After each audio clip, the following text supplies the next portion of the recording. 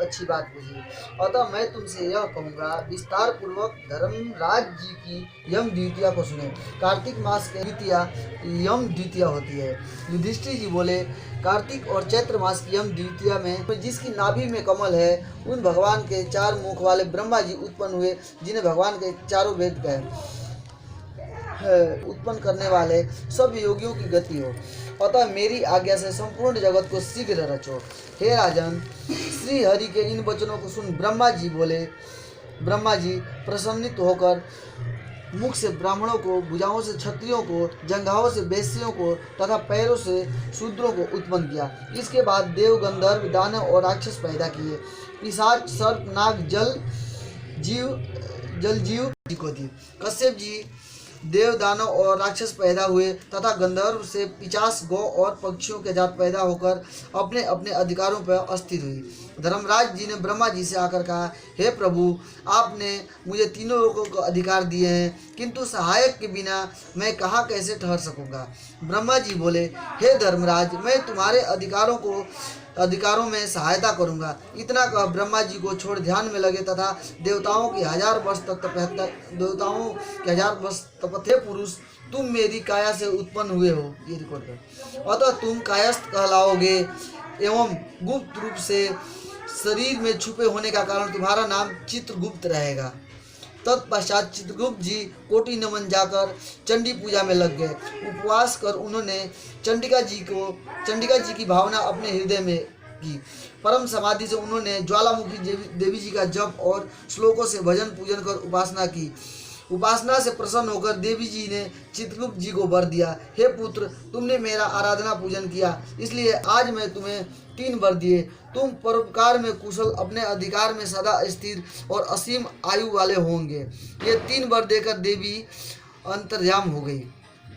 तत्पश्चात चित्रगुप्त जी धर्मराज जी के संग गए और वे आराधना करने लगे, अपने अधिकार पर स्थिर हुई। उस समय ऋषियों से उत्तम सुशर्मा ऋषि ने, जिनको संतान की चाह न थी, ब्रह्मा जी की आराधना की और उनकी प्रसन्नता से इरावती कन्या को पाकर उस समय चित्रगुप्त जी से उनका विवाह किया। उस कन्या से चित्रगुप्त जी के संग 8 पुत्र उत्पन्न हुए, ये बनाइए, जिनके नाम चारु, सुचारु, चित्र, मतिमान, हिमवान, चित्रचारु, अरुण तथा 8वां अतीन्द्रिय है। दूसरी जो मनु की कन्या दक्षिणा विवाही गई, उनसे 4 पुत्र हुए ना, रिकॉर्ड कर रही है ना। भानु, विभानु, विश्वभानु और वीरभान है। चित्रगुप्त जी के 12 पुत्र पृथ्वी पर फैले। चारु मधुराजा को गए और मारू कहलाए। सुचारु गौड़ देश को गए और इनमें से गौड़ कहलाए। चित्र भट्ट नदी को गए, इनसे वे भटनागर कहलाए। भानु श्रीनिवास नगर गए, उनसे वे श्रीवास्तव हुए। हिमवान अम्बा जी की आराधना कर अम्बा नगर आए, जिसे वह अम्बष्ट हुए। मतिमान अपनी भार्या के साथ शखसेन नगर गए, इससे वे शखसेना कहलाए। सूरसेन नगर को विभानु गए, जिसे वे सूर्यध्वज कहलाए। और उनकी और भी संतान अनेकों स्थानों पर जाकर वसी तथा अनेक उपजाति कहलाए। उस समय पृथ्वी पर सौराष्ट्र नगर के एक राजा था, जिनका नाम चौदास था। वह महापापी, पराये मल को चुराने वाला, पराई स्त्री पर बुरी नजर रखने वाला, महाभिमानी और पाप करने वाला था। हे राजन, उसने जन्म से लेकर थोड़ा सा भी धर्म नहीं किया। एक बार वह राजा अपनी सेना के साथ बहुत से हिरणों वाले जंगल में शिकार करने गया। वहाँ उसने निरंतर व्रत करने वाले एक ब्राह्मण को देखा। वह ब्राह्मण चित्रगुप्त जी और यमराज जी की पूजा कर रहा था। वह यम द्वितीया का दिन था। राजा ने ब्राह्मण से पूछा, महाराज, आप क्या कर रहे हो? ब्राह्मण ने यम द्वितीया के व्रत के लिए जिसे वह कह रहा था कह सुनाया। सुनकर राजा ने वहीं उसी दिन कार्तिक मास में व्रत किया। कार्तिक मास के शुक्ल पक्ष की द्वितीया के दिन धूप तथा दीपादि सामग्री से चित्रगुप्त जी के साथ धर्मराज की पूजन किया। व्रत करने के बाद राजा धन सम्मिलित से युक्त अपने घर आया। कुछ दिन बाद उसके मन का विस्मरण हुआ और यह व्रत भूल गया।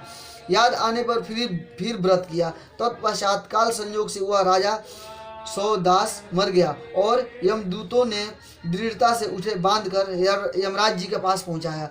यमराज जी ने रुंधे मन से उसे अपने दूतों से पीड़ता देख चित्ररूप जी से पूछा कि इस राजा ने क्या किया, जो भी अच्छा या बुरा इसने किया हो मुझे बताओ। धर्मराज जी के वचन सुनकर चित्ररूप जी बोले, इसने बहुत से खोटे कर्म किए हैं। कभी देवयोग में एक व्रत जो कार्तिक मास के शुक्ल पक्ष की यम द्वितीया नाम की द्वितीया होती है, उस दिन आपका और मेरा चंदन फूल आदि सामग्री से एक बार भोजन के नियम से और रात्रि जागरण कर पूजन किया। हे देव, इस विधि से राजा ने व्रत किया, उसे यह राजा नरक में डालने योग्य नहीं है। चित्ररूप जी का वचन सुनकर धर्मराज जी ने उसे छुड़ा लिया। इस यम द्वितीया के व्रत से वह उत्तम गति को प्राप्त हुआ। बोलिए भगवान चित्ररूप जी की जय।